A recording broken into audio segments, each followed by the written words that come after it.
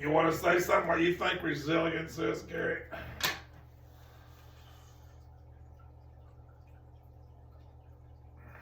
Well, initially you're thrown off by something, by some experience.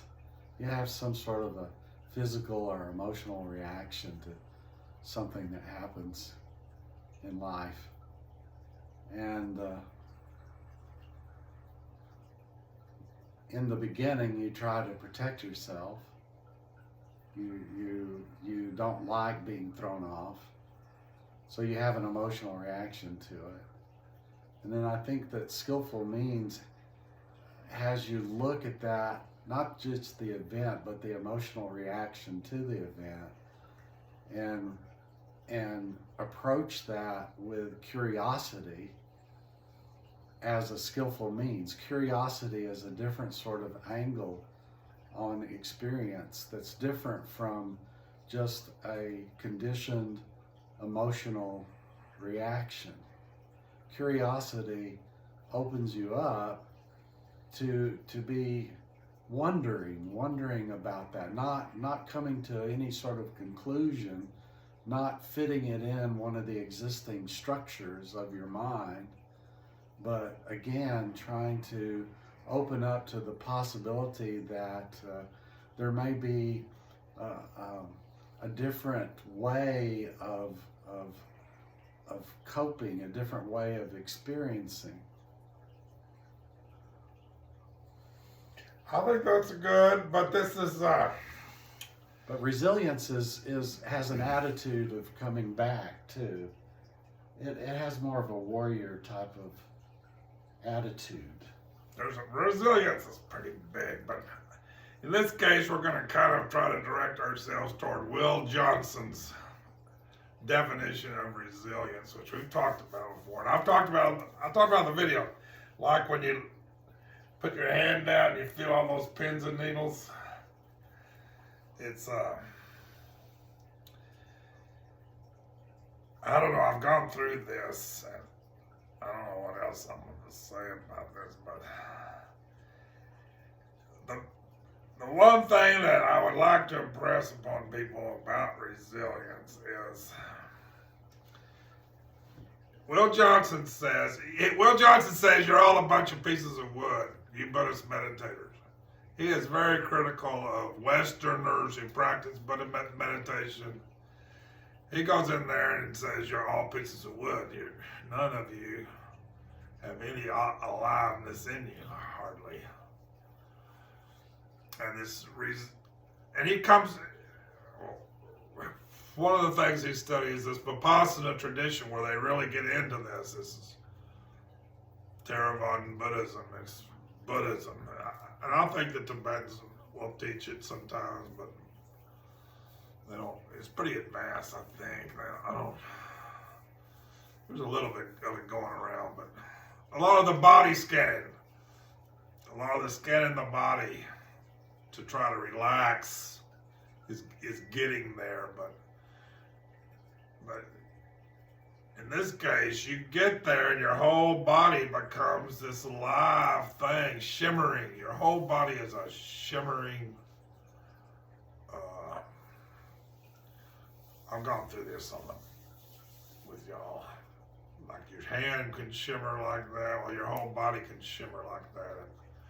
And that is it doesn't change everything. They do everything we do in meditation, but they just add this idea of connecting with the whole body and letting that shimmering emerge somehow, and it becomes very important in terms of emotions. Emotions are very stuff happens in your body when you go through emotions, and if you work with this enough, like let's just pick one, like anger, like something happens in your body when you get angry, and you can see it, and then you can begin to see it early on when you're about to get angry, and not allow those things to happen in the body, which create a full-blown anger. So anger begins, but you just know you don't get very far.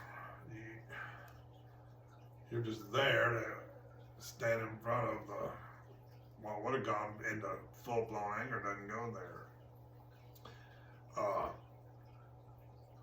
But the really crucial point in all this is when you are resilient, when your body is shimmering, when your whole body is vibrating, you are not in your head. You are not off in your thoughts. That is an impossibility. And you make yourself into a piece of wood. You inhibit this shimmering. You stop this shimmering in order that you can be in your head all the time.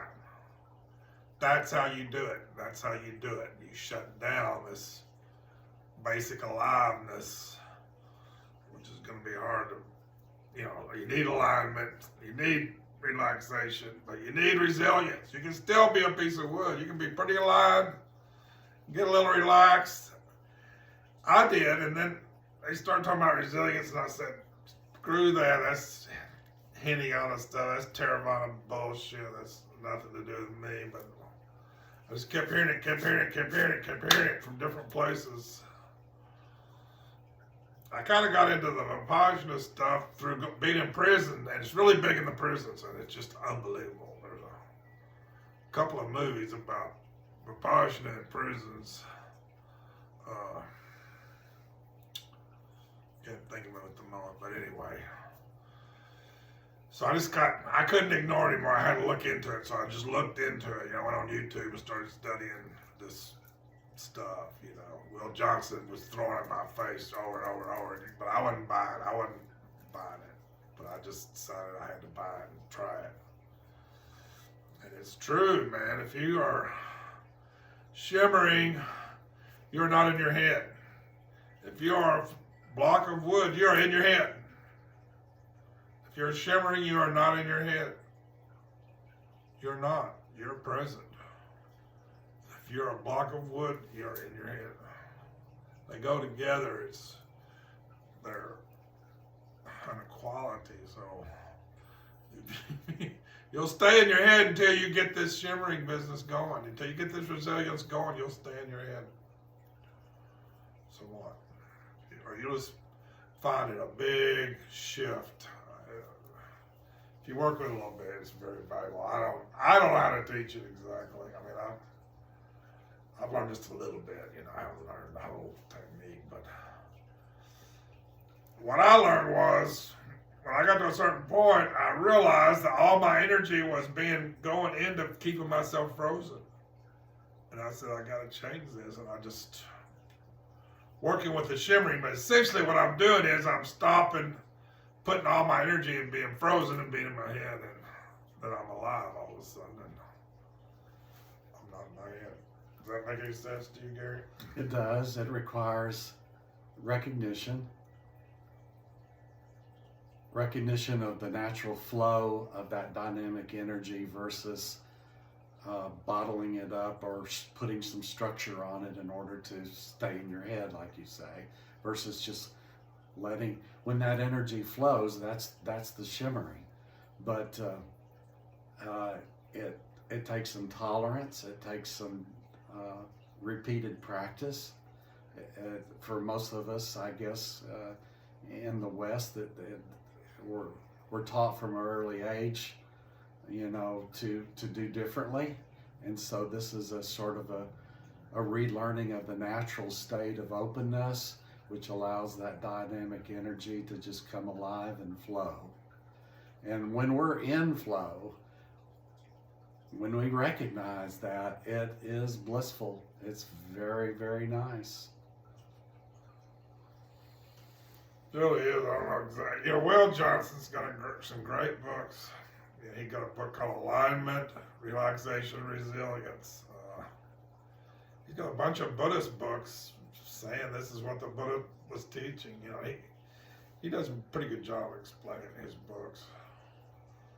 I think if you go in there and take a 30-minute Buddhist meditation instructions from the Vipassana people, it's in there. They get to that at some point. They get to that. You just hold your hand out. You feel it. You work with alignment, you work with relaxation, and then at some point, I don't know, is it possible I'm spending all my energy to keep myself frozen, or can I just start to see how that's going on, work with it? They just go through a body scan, and we do this, the God user do this all the time, let's go through this body scan. When you go through that body scan, look for some resilience. Look for some resilience as part of the process of relaxation. Just look for some resilience. Just look for some resilience. And if you find some resilience, try to go that way or let it grow, or I don't know, just stop killing it. That's the main thing. If you just stop freezing yourself, that's it. Just stop freezing yourself in a way. It's tricky, but more than one way to skin a cat. You, Gary, you go. Well, I just want to say thank you. I think there's a lot of information that Craig gave us in this session.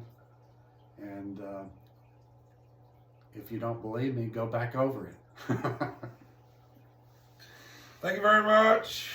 We'll be doing some more Alexander lessons. I don't know what we're going to do. We always think of something.